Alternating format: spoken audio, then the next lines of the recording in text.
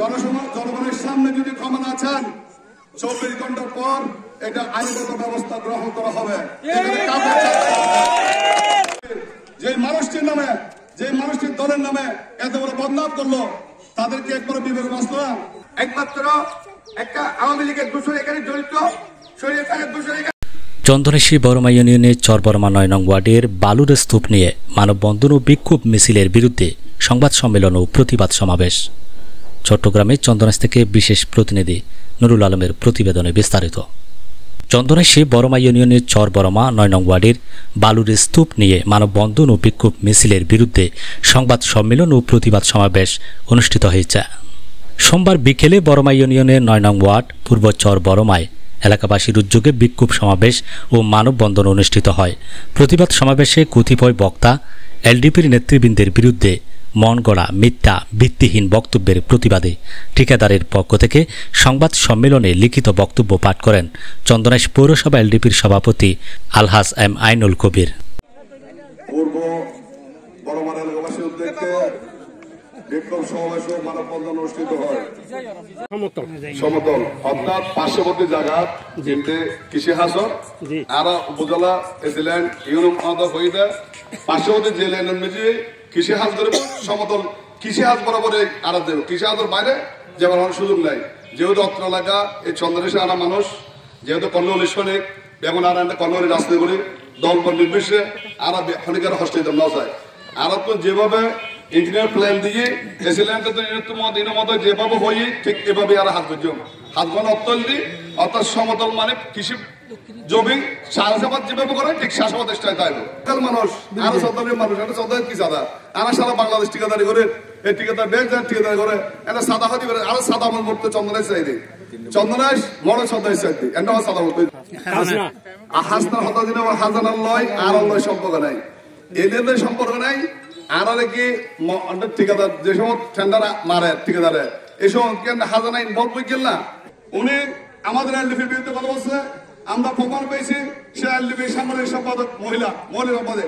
তাহলে দোষরের সাথে এখানে পিছনে কে মোজাম্মেল নামে একটা লোক ওনাকে শিখে দিচ্ছে। তার মানে যারা সংঘবদ্ধ চক্র এই যে মহিলাটিকে সামনে রেখে এলডিপির বিরুদ্ধে যে কালকে কথাগুলো বলেছেন, আমি অনুরোধ করব যেহেতু এখানে আমার এই এলাকাটা এলডিপির, যেখানে আমাদের চন্দন সাহেব পড়ার থেকেও বেশি পার্সেন্ট আমরা এখানে ভোট জয় করে লাভ করি, আমাদের কর্ণলী সাহেবকে এখানকার ভোট দেয়।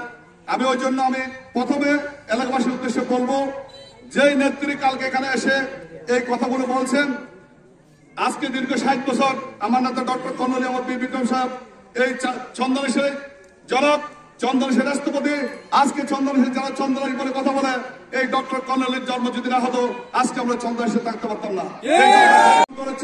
কিছুই ছিল না। আমার নেতা ডক্টর কর্ণলী আমার বিক্রম ওনারাই এই সাধারণ বাগান তারই অংশ বিশেষ। আজকের বড় কলেজ দেখেন, এই বড় স্কুল দেখেন, আজকের এই রোডঘাট সমস্ত কিছু নিপুণ ভাবে যে অভিযোগটা এখানে 66 বছর বয়সে প্রত্যেকটা মুহূর্তে অত্র এলাকার মানুষের জন্য চিন্তা করে ইনি হচ্ছেন আমার ডক্টর কর্ণলী আমার বিক্রম। এলডিপির বিরুদ্ধে 24 ঘন্টার ভিতরে যদি এটার পক্ষে আত্মসমর্পণ করে জনগণের সামনে যদি ক্ষমা না চান 24 ঘন্টার পর এটা আইনগত ব্যবস্থা গ্রহণ করা হবে। এ সময় অন্যান্যদের মধ্যে উপস্থিত ছিলেন চন্দনেশ উপজেলা এলডিপির সাধারণ সম্পাদক আক্তারুল আলম, পৌরসভা এলডিপির সাধারণ সম্পাদক আক্তার উদ্দিন, বড়মা ইউনিয়ন এলডিপির সভাপতি মোসলেম খান, দক্ষিণ জেলা স্বেচ্ছাসেবক দলের সভাপতি ও ইউনিয়ন পরিষদের ইউপি সদস্য আনিসুর রহমান, সাবেক ছাত্রদল সভাপতি জসিম উদ্দিন প্রমুখ। এ সময় স্থানীয় লোকজন ও দলীয় শত শত নেতাকর্মী উপস্থিত ছিলেন। আমরা কখনো শোষণ করি নাই, আমরা কোনোদিন ভূমিদস্যুগিরি করি নাই, কারণ কর্ণলীর এই আদর্শ রাজনীতিতে কোনোদিন কেউ কলঙ্ক লাগাতে হয় নাই। এই বর্ণশালা নেত্রে থার্ড ক্লাস একজন মানুষ আওয়ামী লীগের দোষর এই কথাগুলো কালকে বললো। পাশে কেউ বললো ওমর ফারুককে মোজাম্মেল একটা ছেলে বারবার তাকে শিখিয়ে দিচ্ছে, তাহলে কি আপনাদের চোখে পড়ে নাই?